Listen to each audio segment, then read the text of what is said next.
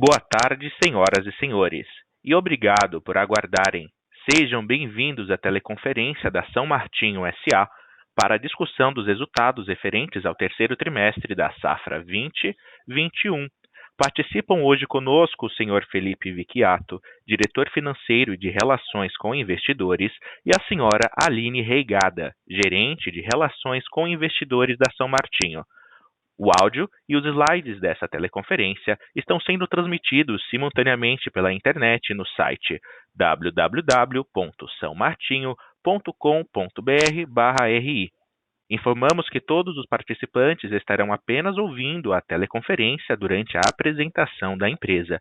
Em seguida, iniciaremos a sessão de perguntas e respostas para investidores e analistas, quando mais instruções serão fornecidas. Caso alguém necessite de alguma assistência durante a conferência, por favor, solicite a ajuda de um operador digitando *0. Informamos que algumas informações contidas nesse conference call podem ter projeções ou afirmações sobre expectativas futuras. Tais informações estão sujeitas a riscos conhecidos e desconhecidos, e incertezas que podem fazer com que tais expectativas não se concretizem ou sejam substancialmente diferentes do que era esperado. Agora, gostaria de passar a palavra ao senhor Felipe Vicchiato, que iniciará a conferência. Obrigado. Boa tarde a todos. Obrigado pela participação no nosso conference call relativo ao terceiro trimestre. Vamos iniciar a apresentação aqui na página 3, onde a gente tem aqui 8 itens para estar discutindo inicialmente, começando por destaques operacionais, diretamente agora na página 4. A gente tem aqui o volume de cana processada na safra atual foi praticamente estável, fechando em 22,5 milhões de toneladas de cana-de-açúcar, onde a principal questão dessa estabilidade de processamento de cana foi por conta de uma menor produtividade em TCH no período, saindo de 82,9 para 80,7, 2,6% abaixo do ano anterior, decorrente do forte clima seco que ocorreu durante toda a safra e um inverno bastante quente. Por outro lado, essa menor produtividade foi totalmente compensada pelo maior ATR, quantidade de sacarose na cana, que fechou em 145,7 quilos, ou 4,6% a mais do que o ano anterior, de modo que a gente tem um volume produzido aqui da ordem de 4% a mais na combinação de maior ATR e menor processamento de cana. O volume de açúcar produzido, a gente fechou em 1,4 milhão de toneladas, 34% acima do ano anterior, e etanol 13% abaixo do ano anterior, dado o mix mais açucareiro para a safra, uma vez que os preços estavam para açúcar em média aí de 15% a 20% melhor do que o etanol. O volume de cogerado até o momento está 5% abaixo, mas a gente espera fazer um catch-up desse volume agora até o mês de janeiro, uma vez que a gente está cogerando em algumas usinas ainda com um bagaço excedente. Na próxima slide, nos destaques financeiros, a gente tem aqui a receita líquida que cresceu 17,8% na comparação tri contra tri, dado o maior preço de açúcar registrado, 21% acima do ano anterior, maior volume de açúcar, quase 10% acima de embarques, e um preço de etanol 7% acima. Além disso, a gente teve também nesse trimestre um volume importante de vendas de CBIO, que totalizou aí líquido de impostos próximos mais do que 30 milhões de reais dentro da receita, e um aumento no volume de leveduras também, dado os investimentos que nós fizemos na Boa Vista para aumentar a produção de levedura. Com isso, a gente tem um EBITDA crescendo 20% na comparação ano contra ano, e o EBIT subindo 46,9%, totalizando 349 milhões de reais, com uma margem EBIT ajustada de 28,8%. O lucro líquido caiu 20% na comparação tri contra tri, uma vez que no trimestre passado nós tivemos o registro da contabilização do IAA, totalizando aí próximo a 250 milhões de reais líquido de impostos, de modo que a comparabilidade fica prejudicada por conta dessa receita não recorrente no trimestre no 3T20. Quando a gente compara o acumulado do ano, 9M20 com 9M21, na coluna ao lado, a gente percebe que o lucro líquido cresceu 45%, e aí sim a gente tem, nos dois períodos, o impacto no IAA. Nessa safra impactou no trimestre anterior, no segundo trimestre, e na safra passada, no terceiro trimestre, sendo que no acumulado do ano, a lucratividade da companhia cresceu aí 45% na comparação ano contra ano. Indo para a página, na página seguinte, a gente tem aqui um resumo do custo caixa da companhia, dividido entre CPV caixa e custo caixa, incluindo custo de manutenção. Esse foi um outro item importante que ajudou a melhora dos resultados da empresa nesse exercício. Quando a gente olha na tabela à esquerda o CPV caixa, a gente percebe que ele cresce aqui na comparação 9M20 com 9M21, 21,5%, e a composição dele é preço de consecana, que é devido a melhores preços de açúcar e etanol, e um desvio de 115 milhões de reais por conta do maior volume vendido no período ano contra ano, 17,8% acima. Se a gente excluir o efeito do consecana e relativizar pelo volume de ATR vendido, o nosso custo unitário CPV por ATR decresce 6% na comparação ano contra ano. Olhando o acumulado do ano, incluindo sim o CAPEX de manutenção proporcional às vendas, a gente conseguiu absorver praticamente todo o impacto do consecana, de modo que o nosso custo caixa de açúcar encerrou no 9M21 a R$ 1.012 por tonelada, um decréscimo de 0,8%, e o nosso custo caixa de etanol encerrou em R$ 1.508 por metro cúbico, um decréscimo de 0,5%. Então, aqui, a melhor operacional que a companhia teve, com menos custos, a gente conseguiu absorver o consecana e custos de insumos também na safra, principalmente defensivos agrícolas e fertilizantes, que aumentaram bastante aí por conta do impacto do dólar. Tá?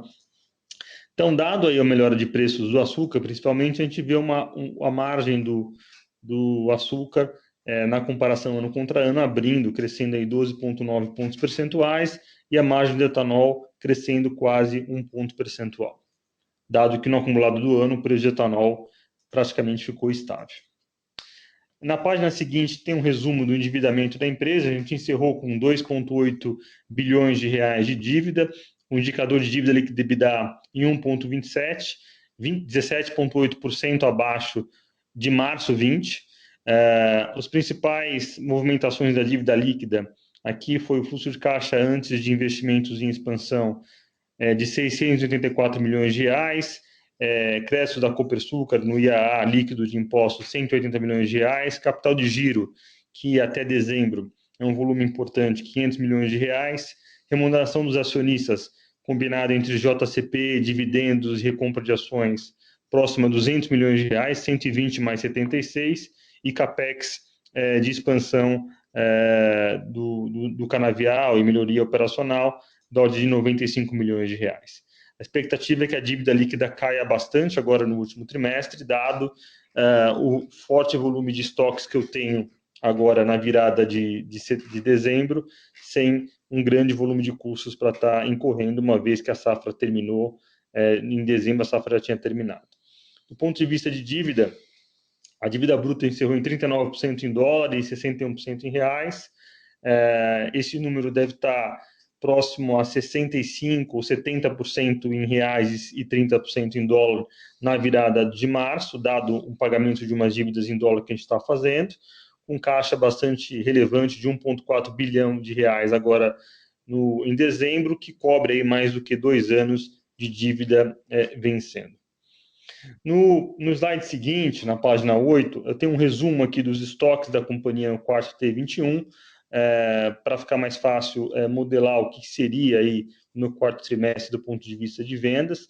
A gente encerrou com 416 mil toneladas de açúcar, um volume praticamente igual ao ano anterior, e 334 mil metros cúbicos de etanol, um volume 15% menor do que o ano anterior, uma vez que o mix foi muito mais açucareiro do que alcooleiro nessa safra.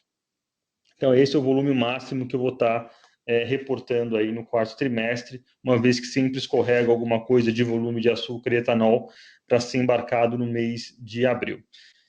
Os CBIOS, a gente vendeu bastante coisa agora no 3T21, né, que era o limite aí para as grandes distribuidoras iniciarem as compras do CBIO para o ano. A gente vendeu 825 mil toneladas de CBIO a um preço de R$ 32,8 por CBIO, já descontado o IR na fonte de 15% e PIS e COFINS de 9,25%. E a gente tem aqui no quarto trimestre 90 mil toneladas de CBIO para estar sendo vendido, e provavelmente esse volume vai ser vendido só na próxima safra e não agora no último trimestre. Indo para a página 9, a gente fala um pouco sobre o cenário de açúcar inicialmente.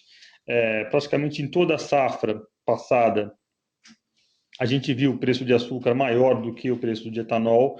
Quando a gente olha a equivalência, e essa equivalência vem abrindo aí nos últimos meses.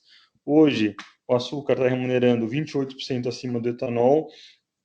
Isso quer dizer que provavelmente a São Martinho vai iniciar a safra agora em abril com uma produção virada para açúcar também em todas as usinas.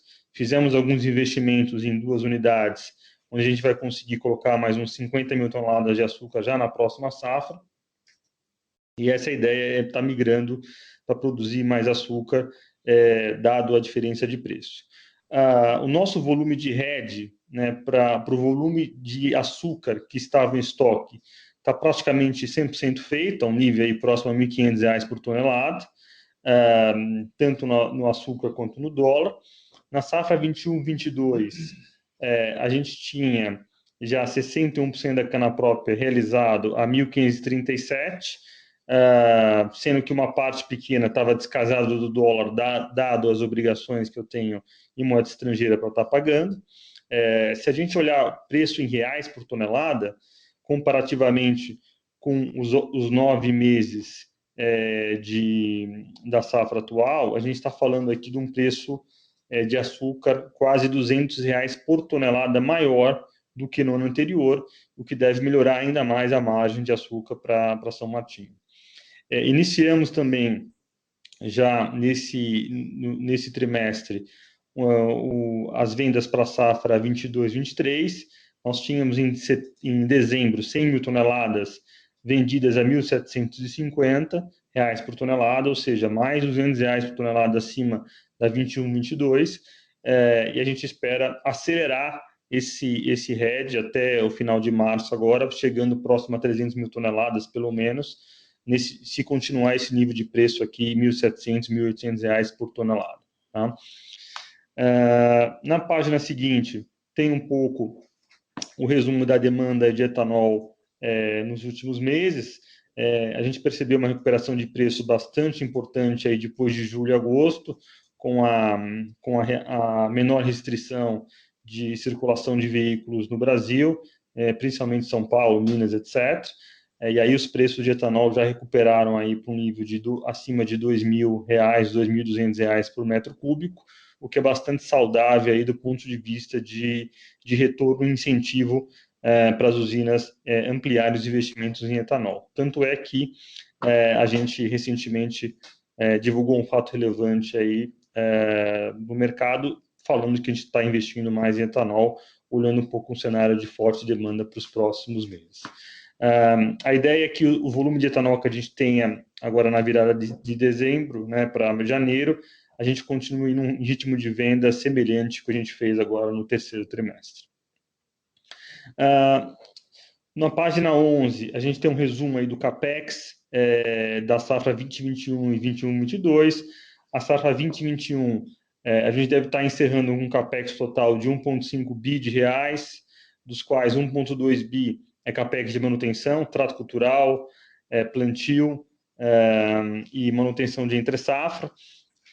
Nesse exercício, como a entre-safra for mais longa, a gente vai perceber que o volume de CAPEX de entre-safra vai ser um pouco maior, porque teve mais dias de entre-safra em relação ao ano anterior, é por isso que acaba sendo um pouquinho maior do que a gente estava estimando. E CAPEX de melhoria operacional e projetos, 300 milhões de reais, que todo o detalhamento disso a gente passou já no último call que a gente fez de resultados. Para a safra 21-22, a gente está estimando aí um CAPEX de mais ou menos 1,8 bi de reais, dividido entre 1,3 bi de CAPEX de manutenção, e aqui a gente já prevê uma inflação aí da ordem de 5% a 8% nesse CAPEX de manutenção, pelo menos, tá? Que seria aí inflação de fertilizantes, inflação de mão de obra, que entra aí uma parte, e 535 milhões de reais em projetos divididos entre etanol de milho, 450 milhões de reais que desembolsa agora nesse exercício, no próximo exercício, perdão, e a UTE, que tem um desembolso aí da ordem de 85 milhões de reais. Tá? Lembrando que tanto o projeto de etanol de milho quanto o projeto da UTE são investimentos que a gente está fazendo com alavancagem em torno de 80%, então o dinheiro do acionista vai nesses projetos só 20% do gasto. Bem, esses são os comentários iniciais da apresentação. Eu queria abrir para perguntas e respostas aí. Obrigado, gente. Obrigado. Iniciaremos agora a sessão de perguntas e respostas para investidores e analistas. Caso haja alguma pergunta, por favor digitem *1. E para remover a pergunta da fila, digitem *2. A nossa primeira pergunta vem de Luiz Carvalho, Banco UBS. Oi, Felipe, Aline, obrigado por pegarem a pergunta. Parabéns pelos resultados aí também. Eu tenho alguns pontos. Primeiro, Felipe, você menciona na apresentação essas melhoras operacionais. Queria só entender o que a gente pode entender como nível recorrente aqui, ou se tem alguma coisa que você enxerga para as próximas safras que daria ainda para atingir. Segunda pergunta, em relação, eu acho que talvez a estratégia de hedge e talvez um pouco da tua estratégia de moagem também. A gente está vendo, obviamente, preço de açúcar, como você colocou aqui, já para 22, 23, a mais de R$ 1.700 por tonelada. E, ao mesmo tempo, isso com a volta do consumo, vamos dizer assim, de combustíveis no Brasil, a gente está vendo níveis de preço de etanol muito, muito altos. Né? Eu queria entender o que dá para dividir com a gente aqui do ponto de vista de estratégia de hedge / mix de produção. E se eu puder fazer uma última aqui, em relação à alocação de capital, assim, fazendo uma projeção com esses hedges que vocês estão fazendo, com os preços que a gente está vendo, e aí adicionando o CBIO, quer dizer, os outros, vamos dizer assim, as outras coisas, você vai ter uma geração de caixa muito, muito forte para os próximos anos, né? Isso quase que contratado, vamos dizer assim, com esse nível de hedge que você já está começando a montar. Eu queria entender, obviamente, fora do projeto de etanol de milho, do A-6, o que a gente pode entender, o que a gente pode esperar do ponto de vista de alocação de capital. Talvez, não sei, dividendos mais agressivos, recompra, talvez você tenha alguma limitação. Acho que entender um pouco dessa estratégia de alocação de capital. Obrigado.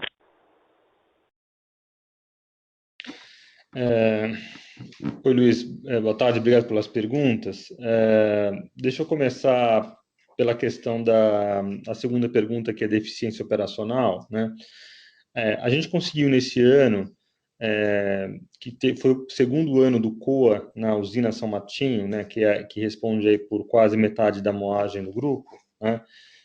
Uma melhora de eficiência, principalmente na colheita da cana, né, onde a gente gastou menos diesel, teve menos manutenção de máquinas, enfim, e aí com isso, né, a gente, olhando do ponto de vista de custo de reais por tonelada de etanol e de açúcar, a gente conseguiu aí engolir praticamente toda a inflação que veio do Consecana / de defensivos, tá? O próximo ano, a gente espera que vai ser o segundo ano de COA das outras unidades, que a gente dê mais um passo, né, e que essas unidades cheguem próximo aí da São Martinho, do ponto de vista de consumo de diesel e melhoria de produtividade na colhedora, né? Ou seja, consiga ter um CCT melhor, tá? Não tenho um número para te passar, mas a meta aqui é que a gente cresça menos que a inflação, né, nesse custo aí de reais por tonelada, tanto no açúcar como reais por metro cúbico no etanol, tá? A gente está nesse momento na construção do orçamento agora com as áreas, né, e debatendo onde a gente consegue os principais ganhos, e assim que a gente tiver uma cor, né, e a gente consegue passar para vocês. Em relação a mix, né, de açúcar e de etanol, né, dado o preço de açúcar onde ele está atualmente, né, apesar do preço de etanol ter recuperado bastante aí nos últimos meses, né, a expectativa é que a empresa ainda produza mais açúcar, né? Primeiro porque o açúcar, além de estar com uma margem maior, eu tenho uma grande liquidez para fazer hedge, né, e me proteger contra a variação de preço. Ao passo que o etanol, eu não tenho grande liquidez nos contratos de etanol da BMF, né? Então, o açúcar tem essa grande vantagem. Primeiro, no próximo ano, né? Primeiro, está um preço bem melhor e segundo, eu consigo me proteger. Então, a ideia é que a gente faça efetivamente o máximo possível de açúcar para o próximo ano.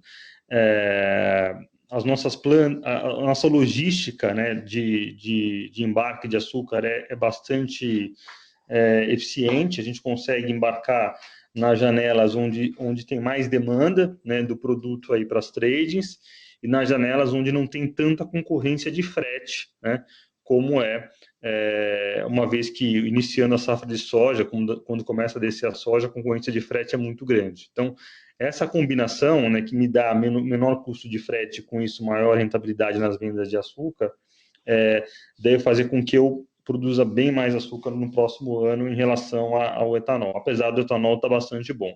Eu acho que no próximo ano o etanol vai ter menos volatilidade durante a safra, né? Obviamente que vai ter sempre a limitante do preço da gasolina na bomba, né?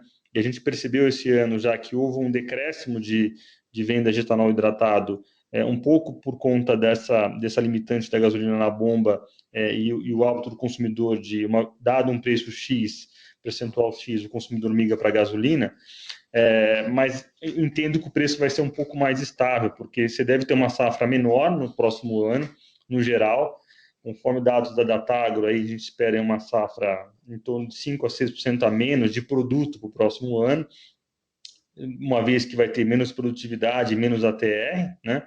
Então, você deve ter uma safra um pouco mais justa do ponto de vista de oferta.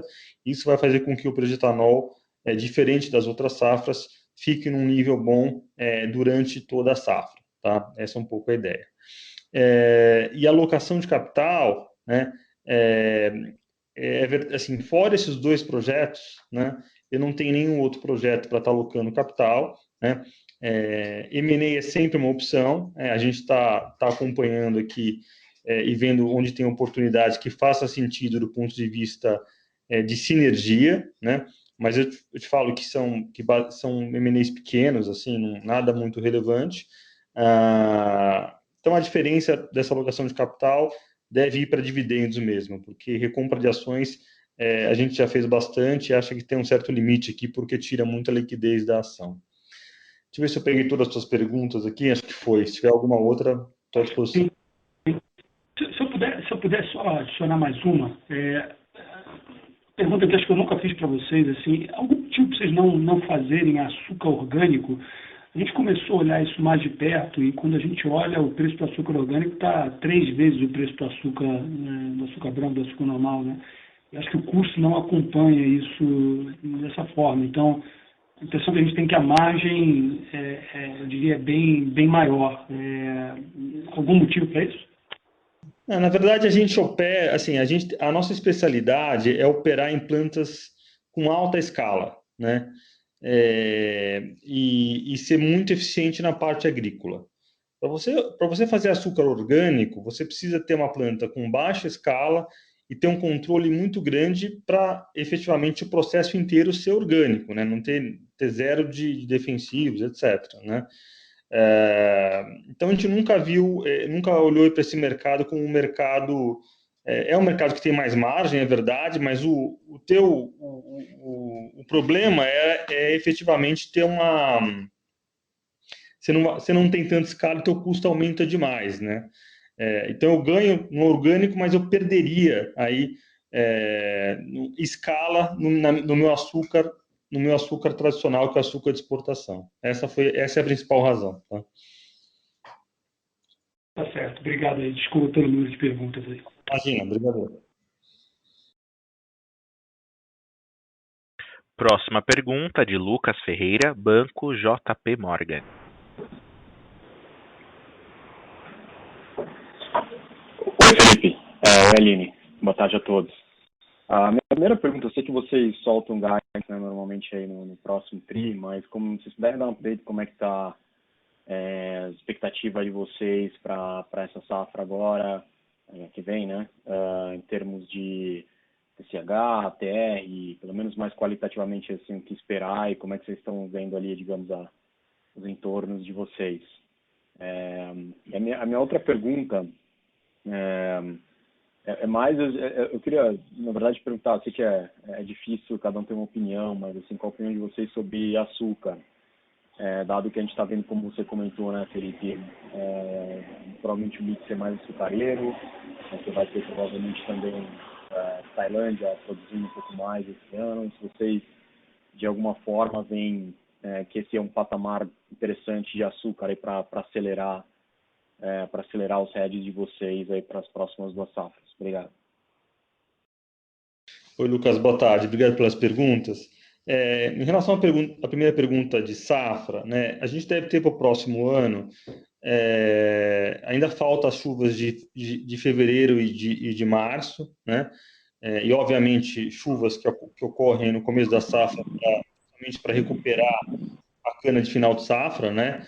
Mas, assim, com o que a gente tem hoje, a gente espera crescer um pouco na moagem, mas cair no ATR, porque o ATR do ano passado foi muito alto e é muito difícil repetir essa base, porque a gente não espera um clima tão seco no próximo ano.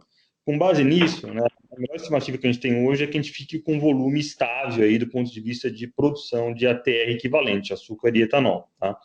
Infelizmente, não deve ter tanto crescimento, porque a condição climática no ano passado foi muito ruim. Ao passo que, quando a gente olha o setor, né, o Centro-Sul e as estimativas aí da Tagro, por exemplo, a expectativa é de queda em si de 5 a 6% de produto, né, em si, tá? E isso responde um pouco à tua segunda pergunta, né, que é a questão do preço do açúcar, né? O que a gente está vendo é que o Brasil deve cair aí em torno de 2 milhões de toneladas de açúcar a menos de produção, né, ao Centro-Sul, na verdade, no próximo ano, dado essa menor produtividade e menor ATR, e isso vai fazer com que o mercado fique ainda mais apertado do ponto de vista de oferta de açúcar. Então, com isso, a gente não vê muito espaço, né, para o açúcar perder os patamares onde eles estão. Porém, né, como a gente consegue tomar decisão naquilo que a gente vê e não no que a gente não vê, né, a gente entende que esse patamar de preços de açúcar hoje, do volume que eu ainda não rediei, né, está em torno de R$ 1.700 por tonelada, está dando muito incentivo para a gente continuar rediando, e a gente está fazendo isso de maneira gradativa, acompanhando aí para fixar a nossa margem, principalmente para a safra que vem, tá? Felipe, se me permite um follow-up na primeira pergunta. Então, o que está faltando você chegar nos 24 milhões de toneladas? Então, lembra para mim qual que é essa curva até os 24 milhões e que falta de capex, digamos, né, para chegar lá? Então, CAPEX não falta nada, né, adicional. O que falta efetivamente, Lucas, é a gente ter uma... a MPB comeiose que foi plantada nos anos passados, ela, na margem, teve uma produtividade melhor, isso depende, obviamente, de um clima melhor durante a safra. E também a questão, qual que foi o problema desse ano, né? Como esse ano foi muito calor e muito seco durante o inverno, e é o inverno onde eu faço o plantio da muda pré-brotada para depois fazer a desdobra, né? Aconteceu que quando eu fui fazer a desdobra agora no verão, e a muda pré-brotada ela foi plantada no inverno, eu fui cortar essa muda, a produtividade da MPB estava muito baixa, porque não teve tanta chuva, né, para fazer a desdobra, né? E com isso, eu tive que usar mais cana minha para fazer o meu plantio normal. E aí eu perdi cana no próximo ano, né? Porque geralmente você chega lá, você planta uma cana de MPB em julho, esperando que essa cana em janeiro tenha um TCH de 70, por exemplo, toneladas por hectare. Nesse ano ele teve 50. Aí com isso, qual que é o meu gap? Esse meu gap de 20, eu preciso pegar a cana do meu canavial para fazer o mesmo plantio, né? Então, essa estratégia de MPB com meiose, né, e o crescimento até 24 milhões de toneladas, depende muito de ter uma questão climática dentro da normalidade. E esse ano foi muito anormal, né? Esse ano foi muito calor, né? Além de ser seco, ele foi muito calor, o que prejudicou muito a brotação da cana, né? Então a ideia é que o próximo ano, assim, há 2 anos atrás, eu estimava que nesse ano agora, na próxima safra, a gente já chegaria próximo a 24. Eu diria que isso se estendeu por mais 1 ou 2 anos, porque acabou atrasando esse plantio. Mas eu diria que mais do que compensou, né, o fato de atrasar um pouco essa moagem, mais do que compensou a questão do preço, né? A São Martinho, como você sabe, tem 70% de cana própria, a gente é muito alavancado em preço, né? Quando os preços de açúcar e etanol estão melhores, assim, a abertura de margem é muito grande. Você vê, no açúcar, por exemplo, no ano que vem, eu vou ter quase R$ 200 por tonelada a mais de preço, com custo subindo 5, 6%, e no ano subsequente, mais R$ 200 por tonelada a mais de preço de açúcar, né? Então, assim, mais do que compensou por geração de caixa, né? O fato de ter essa seca mais do que compensou, mas estamos tentando acelerar aqui, mas é o que dá para fazer, por enquanto é isso mesmo, tá? E é isso que faltou. Tá legal, obrigado. Próxima pergunta de Christian Audi, Santander. Oi, Felipe, Aline, parabéns aí com os resultados. E o Felipe, dá para você comentar um pouco mais sobre a dinâmica de CBIO, como é que está indo? Está indo como você esperava? Está tendo alguma dificuldade? Como é que está o desenvolvimento do mercado como um todo?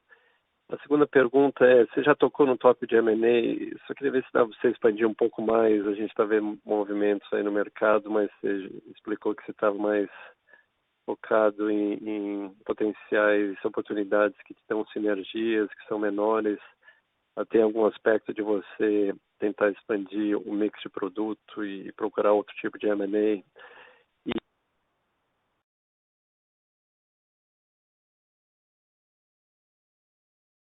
Christian? A linha do participante, Christian, caiu. Podemos seguir com a próxima pergunta? Até o retorno do participante? Podemos, depois eu volto com ele.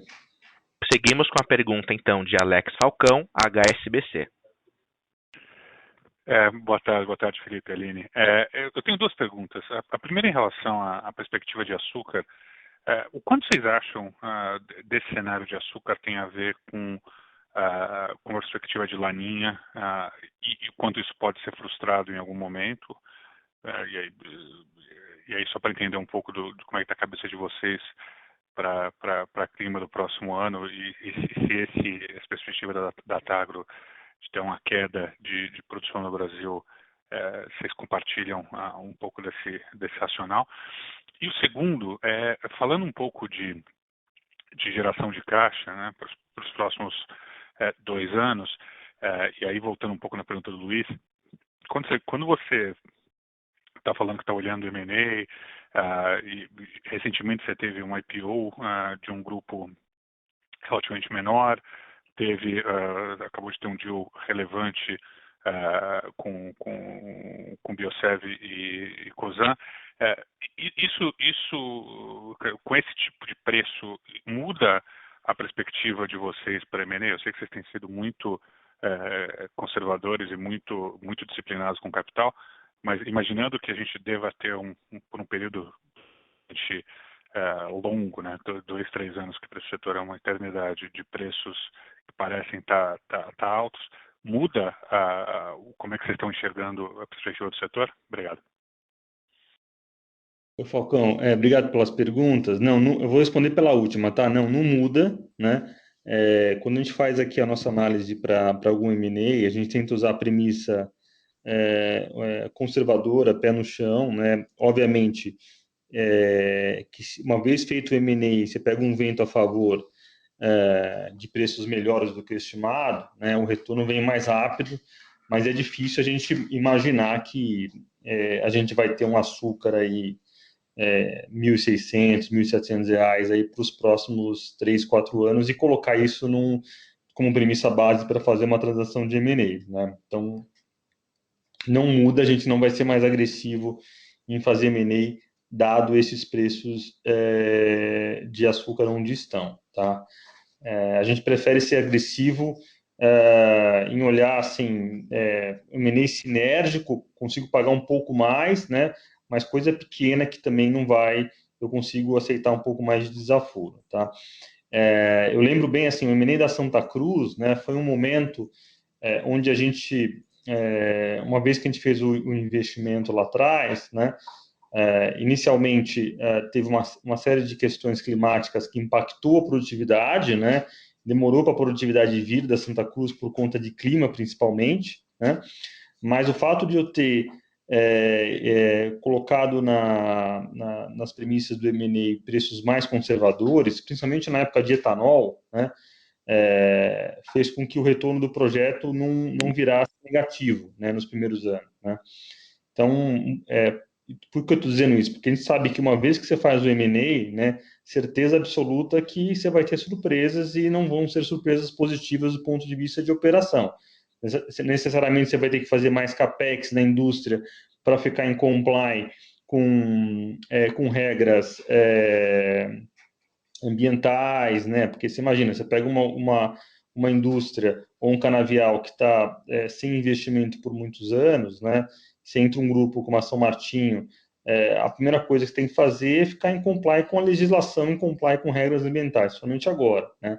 Então, enfim, fazendo uma longa história curta, com certeza esses preços não nos incentivam a ser mais agressivos em M&A. A gente tem alguns poucos players aí que faz sentido do ponto de vista estratégico para aumentar a moagem, né, das unidades, mas nenhuma coisa muito grande que vai fazer muita diferença aí do ponto de vista de tamanho, tá? Estamos falando aí de 10% a 15% a mais de volume de moagem no máximo. Eu prefiro alocar meu capital na planta de milho, né?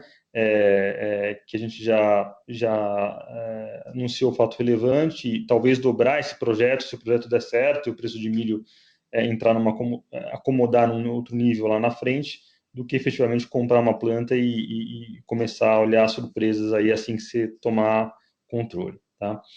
A tua primeira pergunta, em relação à expectativa de preço de açúcar para o próximo ano e o que estava no preço na linha, né?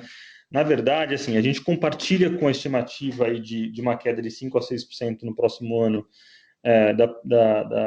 da produção de ETR equivalente, açúcar e etanol, por conta basicamente de um clima bastante ruim no centro-sul do Brasil durante toda a safra e poucas chuvas em novembro e outubro, tá? Então, o que tem hoje, né, atualmente, o que foi formado do ponto de vista de massa verde na cana, sem contar para frente, já dá para a gente estimar que efetivamente a gente vai ter menos produção de cana-de-açúcar no próximo ano e menos ATR também, tá? Agora, se vier um clima ainda pior do que efetivamente está na conta, aí essa produção tende a cair ainda mais, né? Então, tudo isso fazer o seguinte, essa é uma das razões porque a gente não acelerou tanto a safra subsequente, né, que é a safra 22-23, né? Que a safra 22-23 deve ter um impacto grande de preço ao passo que essa menor produção de açúcar vem acontecendo durante a próxima safra. Tá? Acho que é isso, não sei se eu esqueci alguma.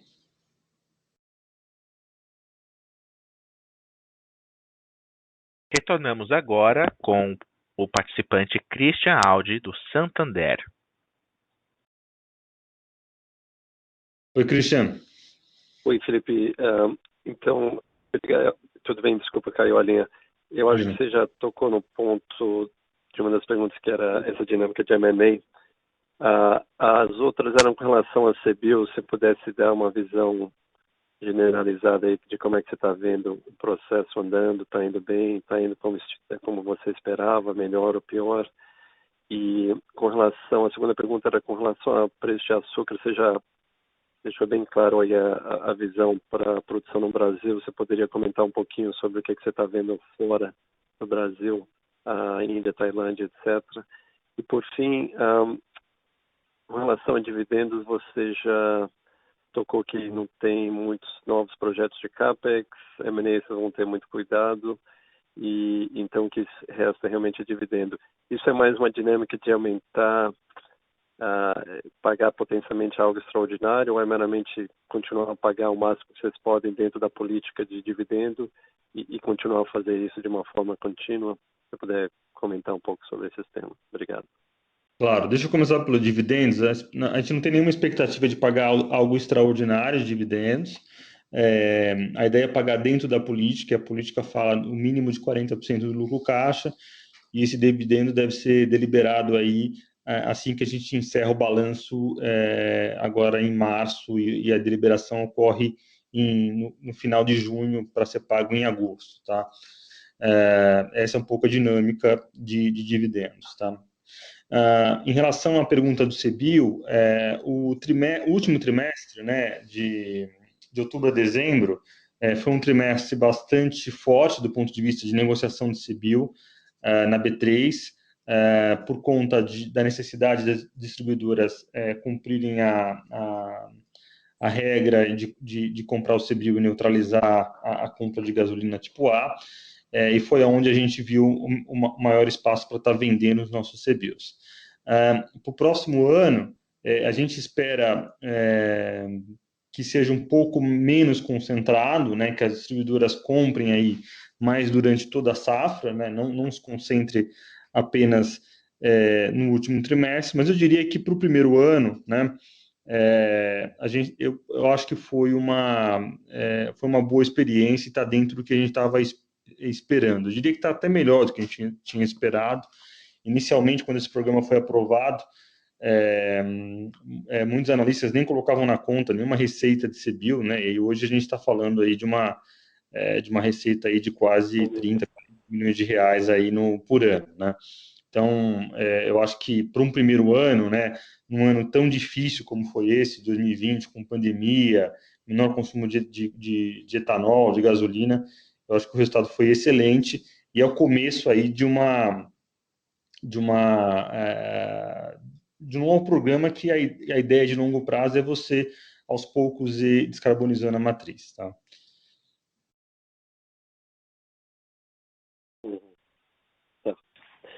E a outra era só com relação ao preço de açúcar, o que você está vendo lá fora, Felipe? Você já mencionou o Brasil, uma potencial queda na produção de 5% a 6%. Preço de açúcar. Fora Brasil, né, que eu acho que é o principal... Fora Brasil, que eu acho que é o principal player do mercado para fazer esse preço se sustentar nos níveis que estão, que, by the way, foi uma surpresa para a gente também, a gente não esperava que o preço chegaria nesse nível, né? A gente teve aí a Índia, né, ao longo dos últimos meses, mostrando que vai ser um menor exportador do produto, né? não vai ser tão forte, a recuperação da produção de açúcar não vai ser tão forte como a gente imaginava, fazendo uma retrospectiva de 6 meses para trás até hoje, né? A Índia também, por outro lado, está atuando no programa de etanol deles, né, aos poucos, e deve estar aí nos próximos anos usando parte da cana-de-açúcar para produzir etanol, que ajuda aí a sustentar o preço de açúcar num nível um pouco melhor, né? E é bom para a Índia também, porque bem ou mal o governo indiano, para subsidiar o preço fixo de cana-de-açúcar, gasta uma parte importante do orçamento, né? Então é bom para todo mundo. Então, e a Tailândia, sim, por outro lado, está recuperando um pouco a produção de açúcar, teve um impacto muito grande nos últimos 2 anos, e a gente espera que a Tailândia recupere um pouco a produção de açúcar, tá? Mas não vejo a Tailândia sendo um player importante aqui para mover esse açúcar muito para baixo do nível que está atualmente.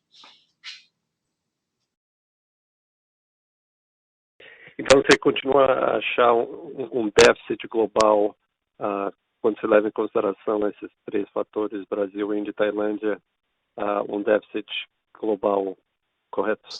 Correto, um déficit da ordem de 3 milhões de toneladas. Pelo menos. Tá bom. Tá. Obrigado, Felipe. Obrigado, Cristiano. A próxima pergunta vem de Werner Roger, Trígono Capital. Boa tarde, Aline, Felipe. Parabéns aí pelos resultados. São 2 perguntas. Em relação ao projeto da meiose, quanto da área efetivamente já está plantada, né, nas unidades? E quando é que a companhia espera atingir, digamos, o pleno benefício, né, quando todos os canaviais estarão produzindo, né, através da meiose, e se tem uma expectativa aí, digamos, de redução de custo, né, quando atingir esse ponto ótimo, né, de plantio. A segunda pergunta, na verdade, vocês estão bem relacionados, mas um pouquinho de inovação. A São Martinho está fazendo algum projeto, né, algum estudo sobre o biometano, ou através de parcerias, ou através das suas próprias equipes, né, se tem já alguma expectativa em relação ao biometano, substituição de caminhões, geraria talvez mais CBIOs para a companhia. E também sobre as leveduras, né, somos uma receita importante esse ano, né, o que a gente pode esperar mais de crescimento de receita, né, qual que é a margem de rentabilidade da levedura em relação aos demais produtos, né, o que a gente pode esperar em relação às leveduras? Obrigado. Oi, Werner, boa tarde, obrigado pelas perguntas.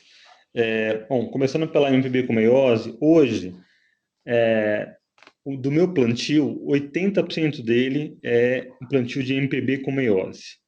Porém, no ano passado, nessa safra que encerrou agora, só 20% da colheita foi colheita de cana de MPB com meiose, ou seja, aquela cana com mais sanidade, com mais produtividade, cana de 18 meses, com melhor ATR. Ao passo que a gente espera que daqui a uns 4 anos a gente consiga atingir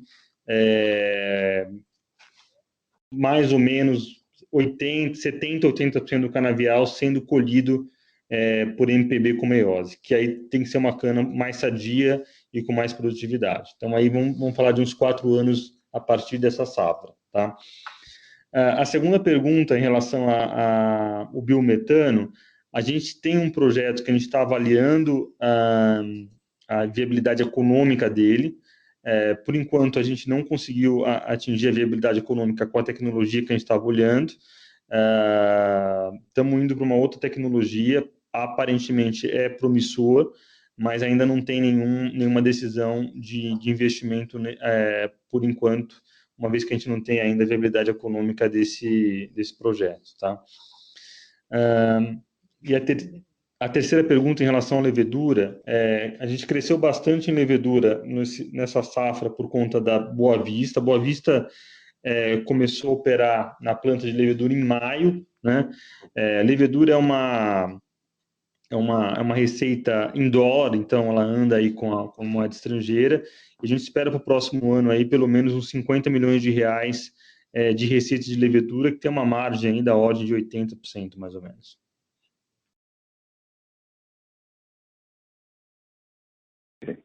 Obrigado. Obrigado. Senhoras e senhores, lembramos que para fazer perguntas, por favor digitem *1. Seguimos com Alex Falcão, HSBC. Oi, desculpa, pessoal, acho que o meu também tinha caído no meio da sua resposta, Felipe, mas eu tenho só um follow-up, obrigado aí pelo follow-up. Em relação a etanol de milho, eu queria só entender um pouco o quão impactante isso eventualmente vai ser.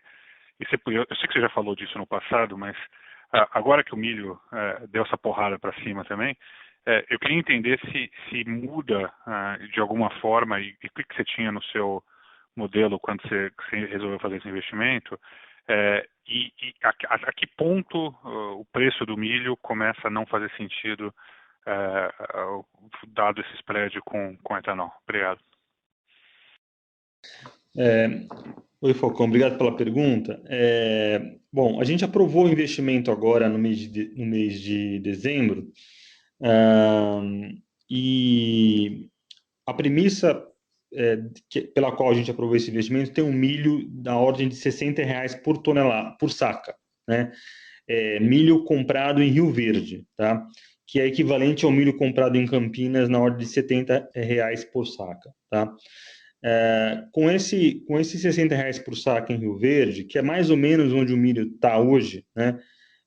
Eu consigo até fazer hedge desse milho hoje nesses níveis. O retorno desse projeto é um retorno acima de 20% ao ano, né? Por que o retorno desse projeto ele consegue ser nesse patamar, mesmo com milho tão caro?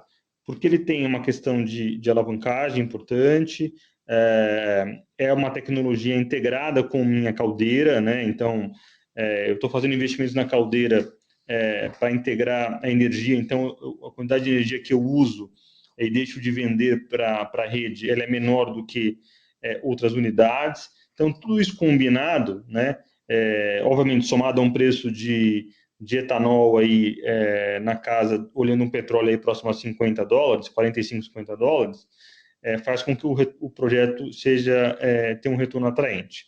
Obviamente que se, por alguma razão, daqui a 2 anos, quando o projeto iniciar,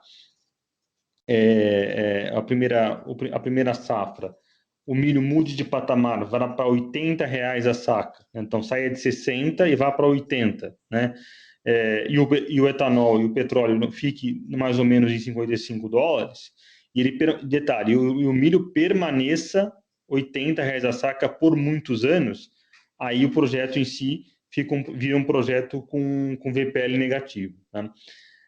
Mas lembrando que há um ano atrás, né, o milho estava a R$30 a saca, ele já deu um pulo para 60 por uma série de coisas aí que todo mundo conhece, e a gente olhando aqui esse incentivo do produtor em plantar milho e vender a 60 em Rio Verde, 70 em Campinas, né, a gente vê muito incentivo para aumentar a área de milho, né? Então acha difícil que esse milho dê um salto para 80, mas respondendo a tua pergunta bem objetivamente, assim, o projeto vira NPV negativo se o milho for para 80 e permanecer em 80 por muito tempo. Desculpa, Felipe, só para porque o preço do CPEA hoje da Exalc é 82, né, o preço de hoje. Como é que tem esse de 70 e para 60? Qual que é o melhor para a gente conseguir acompanhar?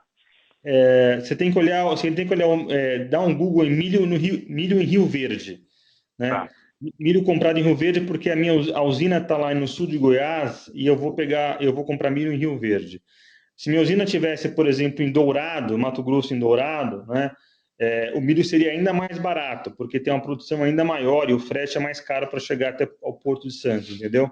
Então depende muito onde você está pegando comprando esse milho, onde está a tua unidade fabril para comprar o milho. Tá, e aí só para entender, esse é um desconto de mais ou menos 20 centavos que não muda em relação ao que é o preço que você olhar no CPE, mais ou menos. Mais ou menos isso, isso. Tá ótimo, maravilha, obrigado. Obrigado. Seguimos com Lucas Ferreira, Banco JP Morgan. Ô, Felipe, vou falar, eu não sei se...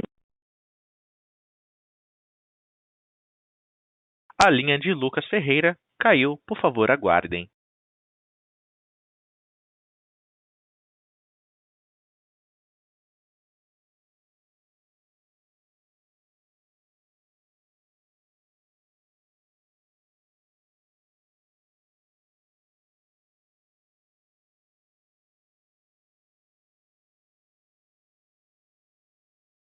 Por favor, aguardem.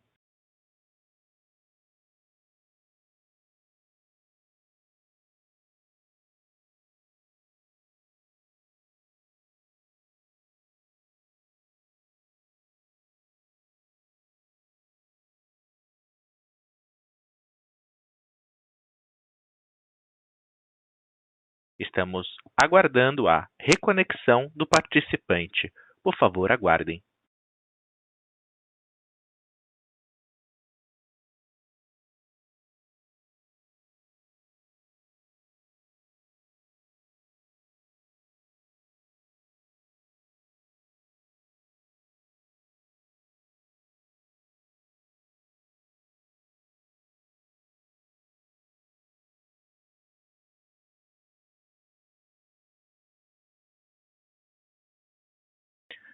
Obrigado por terem aguardado. A sessão de perguntas e respostas está encerrada. Gostaria de passar a palavra ao Sr. Felipe Vicchiato para as considerações finais. Bom, obrigado a todos pela participação. Foi mais um trimestre aí recorde do ponto de vista de resultados, aí, dada a performance da companhia operacional e de vendas. A gente espera aí ter um quarto trimestre tão bom quanto o terceiro e estamos construindo aí uma safra ainda melhor. Obrigado a todos, estamos à disposição aqui, eu e meu time de RI. Um abraço. A teleconferência da São Martinho está encerrada. Agradecemos a participação de todos. Tenham uma boa tarde.